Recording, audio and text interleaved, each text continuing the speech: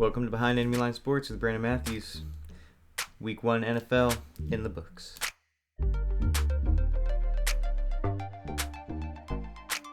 Seattle pulled out the win.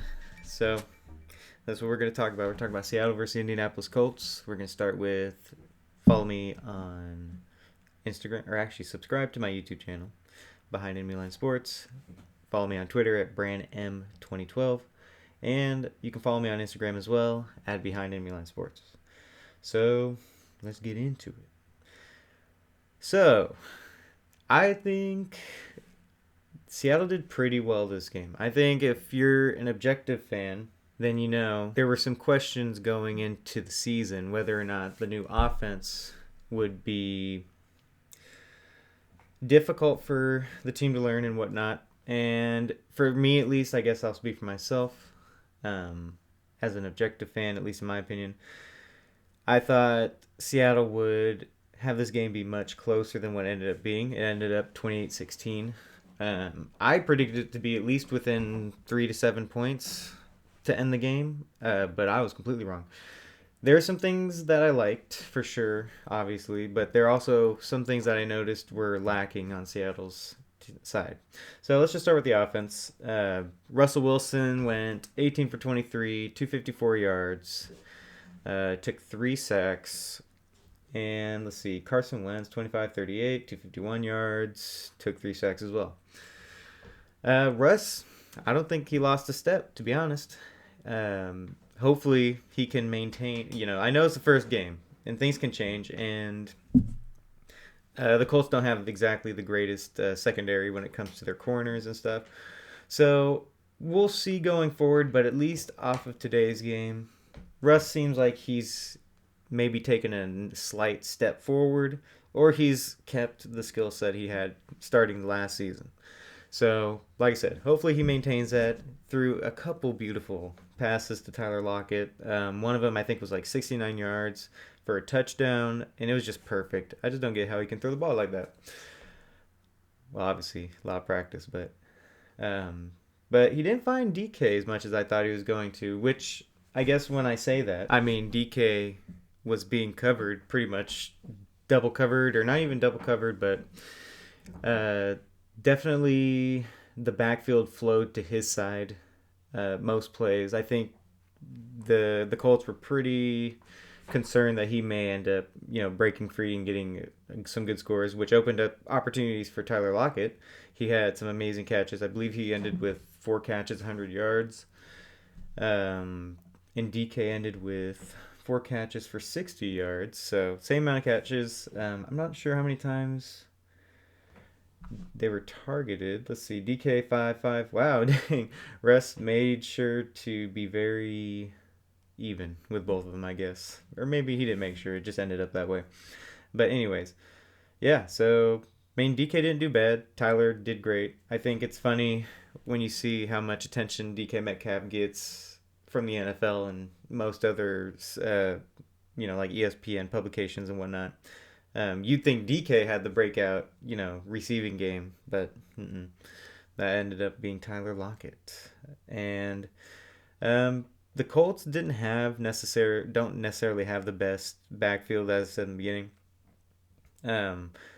So, I hope that, I guess I'm saying that, but Seattle ran the ball pretty well, which was unexpected. I think once they realized that the run game was working, they ended up using it and sticking with it a little bit, and ended up using the run to set up the pass, and it just worked out perfectly. Chris Carson ended with 16 carries and 91 yards. And you had D. Eskridge, who actually had a couple cool little plays that were, must be, or definitely are new from Shane Waldron. And that was like he was pulling, I don't know if he was pulling necessarily. I know he was coming across the field, or at least coming from behind Russ, and took the ball, just ran right up the side. Actually, I think we've seen that from Tyler Lockett, previously. But Diaz is quick. The guy's fast. So those plays were pretty sweet. Ended up, I think, picking up first downs on them. He did 2 for 22, 11-yard average. So, yeah. Um.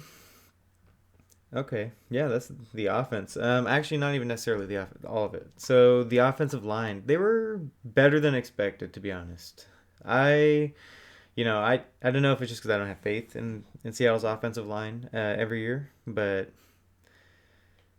they actually were able to hold up, and I think there is an emphasis on getting the ball out of Russell's hand a lot faster. I mean, when I was rewatching the replays and whatnot, or the highlights, I did notice that Russ was getting the ball out before defenders could reach him, and there wasn't much scrambling on his end. I mean, I know he had some plays where he ended up breaking out of the pocket and scrambling out, but for the most part, he stuck in the pocket and he was just getting the ball out quick to his guys. So I think there's just an emphasis to to keep the line's deficiencies, a little more or a little less obvious by getting the ball out of Russ's hands a lot quicker. Yeah, and I think that's where I'll end with the offense. I mean, wide receivers did pretty good, so and I did talk about them. So, anyways, defense, Seattle's defensive line, I should say, did pretty well. I was pretty happy with it, and I think a lot of fans probably would be. They sacked Carson Wentz a few times, and they had some good pressures. And I think about the only thing you could really complain about were the cornerbacks. There were a few times in the game there where Indy was able to get some passing going off, and when they did, it was just like, okay, you guys gonna start blocking some of these passes or stopping some of these passes? But they did get into a groove a few times, and luckily, I think it was in the second. Yeah, it was the second half. So let me break it up in two halves real quick. So first half, Carson Wentz, I would say he did all right. He didn't do terrible, but then in the second half, the defensive line started to put a lot more pressure on him and actually got some more sacks. And in my prediction video, in my prediction video, I even mentioned that I feel like if the defensive line can pressure Carson Wentz, he'll start making mistakes, and that's exactly what happened. He started holding the ball too long. His passes weren't on point in some cases. So, and I mean, you can say that about any quarterback for the most part, but there is something about Carson Wentz, and that's people assume now, and even I have this assumption is that his mental um, his mentality has changed, or at least not necessarily his mentality, but he's in his head. Like it seems like when you watch him, it feels like he's unsure. So once you start pressuring him, that just cranks it up so much, especially for someone who we feel that in Carson Wentz has dealt with some, crappy seasons in the league so far that have basically put him at a disadvantage because now mentally he just, he has a block, or at least he just kind of gets muddied up. So, yeah, once they started reaching him, those were the mistakes started coming out. And I mean, I don't think Indianapolis is completely terrible, to be honest. I think they need to do something different when it comes to their pass protection in the backfield. I think their line was pretty good on defense. They, did pressure Russell a few times, and they did end up getting 3 sacks. So, they did get to him. And there were, I do remember a couple plays that Indianapolis drew up that basically had a free runner onto Russ, and I mean, he definitely took some hits.